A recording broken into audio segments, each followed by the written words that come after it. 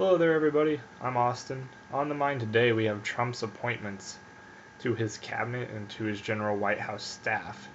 And these positions are extremely important because they're going to be influencing Trump and his decision making for the next 4 years. So, with that, with that said, let's go ahead and move on to the two that he's confirmed. Well, the first one is going to be Priebus. I hope I'm saying that right. Extremely strange first name. Never seen that before. Trump confirmed him to Chief of Staff, which is kind of like the assistant to the president. It's one of the higher positions that he can appoint that isn't in his immediate cabinet. It does not need to be confirmed by the Senate, which is important because there are a few that do. Over 1,000, in fact, over the 4,000 choices he has to make. But we're only going to focus on a few today because I don't have all that much time, and I'm sure you don't want to hear it all. Okay, well, Reince Priebus, I think we can attribute the success to the Republican Party as far as their turnaround in the House and Senate to him. He has put in a lot of incredible work into turning the Republican Party around as a force to be reckoned with. He has done a lot of outreach for voters and minority groups. He's done a lot of research. He's made up with a lot of major donors in the Republican Party. He probably almost single-handedly helped Trump win this election when it was uncertain. He is a great rallying force in the Republican Party. That being said, I'm not a huge fan of party politics. I wonder how he's going to do with playing well with others. I really hope that they decide to compromise more than I think they're going to, and having him so close to Trump's ear is probably going to have Trump leaning conservative more often than not, which is fine because conservatives are who elected him, and that's okay. As much as I hate to say it, I don't really want the government to lean one way or another. I think we do need to be more moderate than we have been, even though everybody thinks we need drastic measures to counteract what we see as a decline in our country. I don't believe playing one side or the other is going to work. That being said, there are programs that Priebus has championed for that I completely agree with. I believe that the topics he does talk about happen to be usually on the mark, more or less. He knows what he's talking about. I'll give him that. He's incredibly intelligent. He's also the first to serve as the head of the Republican National Committee for 3 terms under a Democratic president, which is impressive. That means he knows what he's doing. He's a good leader. I hope that he transitions that into the White House effectively without turning it into party politics. I really hope this is another Reagan-esque or Nixon-esque sort of thing where they bring in certain groups that attach themselves to the White House and refuse to let go. Maybe we can cover that in a group episode later so you know what I'm talking about. I don't think that he's an ideologue. I think he's extremely intelligent in the fact that he will compromise if it helps his agenda move forward. I hate that I have to agree that an agenda needs to move forward. It's not something I'd usually advocate for. However, speaking of ideologues, let's move on to Stephen Bannon.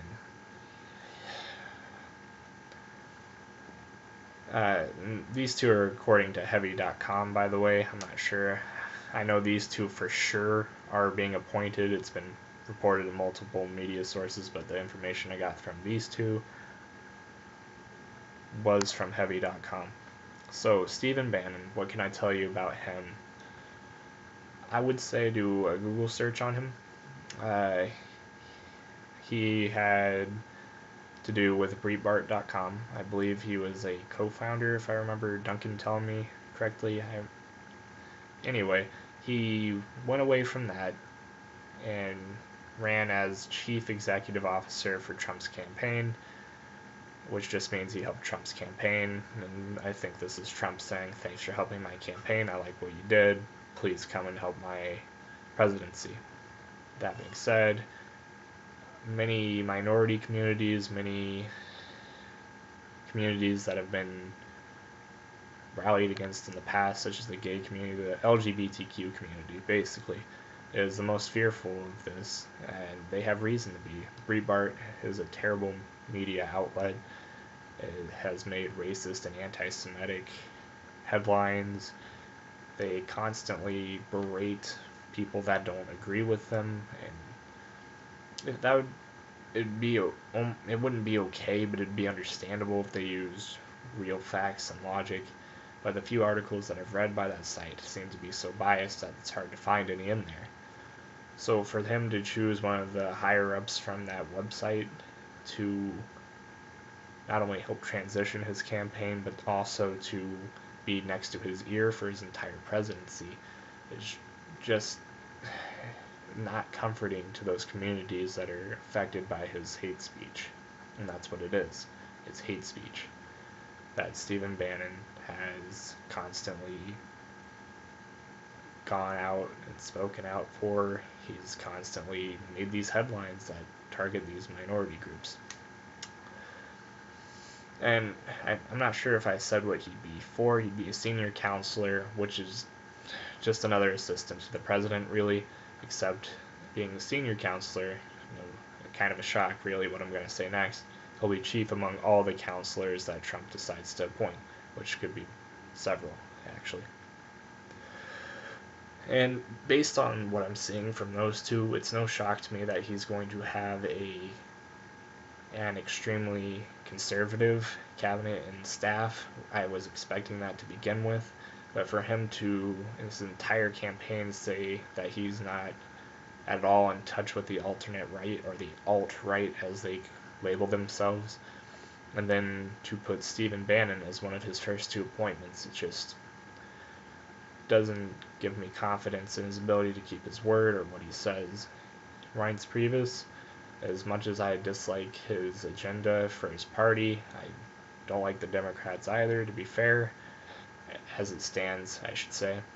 I will say that he does get stuff done. He's effective as a unifier. I would like to see him speak out against Trump's crazier statements. I believe that's dividing the nation, and like I said, he's unified the Republican Party. I just hope he does convince Trump to unify most of America. Now we're going to move on to speculation, which this isn't confirmed, and I picked a few of the crazier ones, I'll admit, to talk about. However, I do feel the necessary to talk about them. Now, for the Attorney General position, I've heard two names in particular that I want to touch on. The first being Rudy Giuliani. You may have known him as his stunt as the mayor of New York. He's extremely tough on crime, which is something Trump has been advocating for. He wants to be the law and order candidate, and now president-elect, and soon to be president of the United States. So, Rudy Giuliani, powerful figure, I will say. He's had a very successful career in law. I forget who the attorney general that he served over first was. I think it's something Tyler, Harold Tyler maybe. I know his nickname is Ace. He served under him extremely well, and however, the attorney general at the time described his tactics as too extreme. So it makes me think that he goes a little overboard, and there's nothing wrong with passion. However, intimidation isn't okay. There's too much force, especially in the court of law. You have to stick to facts. That being said, I will give credit where it's due. Giuliani did extremely well taking down mafia in New York. I want to say it was in '94. I think it was 11 members of 5 crime families in the mafia. He indicted on several charges. 8 of them were convicted for several hundred years of time. I'm sure that's all of them added together. And it was later found out that the 5 families voted on whether or not to assassinate Giuliani. And I remember reading at least 3 of them voted no, but 1 advocated for it. So that must have been an incredibly tough job, I have to say. I don't know that I could have done the same in his position. I will give him credit for that. That was that's incredible. No other way to put it. Job well done. However, the crazier one would be Ted Cruz. You may remember Ted Cruz from Trump's own campaign where he called him Lying Ted. Or Lion Ted, sorry. I don't think he had a G in there. Even though it's... Anyway. Ted Cruz has done some crazy crap, and he's an ideologue for sure. And if you wanted to make the LGBTQ community even less accepting of your presidency than before, adding Ted Cruz as your Attorney General would certainly accomplish that goal. He has spoken out heavily against several different minority communities, went as far as to say that we should patrol Muslim neighborhoods in our own country. You should not be able to mass surveil over American citizens. I am against those articles in the Patriot Act, I should say. I'm not a huge fan of the NSA, and to have someone say that they would go out of their way to surveil certain groups that are not violent, have not proven themselves to be violent in America, that's insane. That's against the law. And to have someone that would willingly go against the law be the Attorney General and give legal advice to the President, it doesn't make me feel any better. However, I will say whoever gets selected as the Attorney General needs to be confirmed by the Senate. So there's that. Alright, now the Education Secretary that I wanted to touch on is Dr. Ben Carson. And let me start by saying that his background with education is incredibly inspiring. When he was a child, his mother and his family was incredibly poor. However, his mother used to make him read 2 books a week, which I think is kind of funny. However, he went on to be one of the most successful surgeons in the United States. I believe his greatest accomplishment, or the one I've heard of at least, is removing 2 Siamese twins that were conjoined at the head, who are living healthily now, might I add. That's what I've heard of. However, I know that he's also starting, I think in 2011, 2013, one of those two, he started getting into politics. And that's when I started noticing some of the crazier things he started saying. He was critical of Obama's policies. However, he did say he can't say all of them were bad, so there's something there. His views on education have me worried. I understand our educational system is not the best that it could be. It's extremely inefficient. That being said, I don't believe that homeschooling is the best method for a child to be taught, and that's what he has said. He said that charter schools, then private schools, then public schools, after homeschooling. I don't remember exactly the order. I do know that he said homeschooling was the best and public schools were the worst. And in a sense, as far as educational quality, what's being taught, that's probably right. However, there are certain skills that homeschooled kids probably don't learn as well, such as social skills. I remember going to a private school when I was a kid and then transferring to a class that was literally 10 times larger than I had at the private school. I didn't really know how to talk to people. And maybe that's just my experience. I can't say that's the experience everyone has. Anyway, I'm just going to have to look at the statistics there. I believe he's a brilliant man. I don't think he has the correct vision for American education. Alright, and let's look at the most disastrous potential appointment that I could find. When we look at the Environmental Protection Agency Administrator, you want someone that understands that the EPA is important in what it does, but hopefully doesn't overstep in its jurisdiction.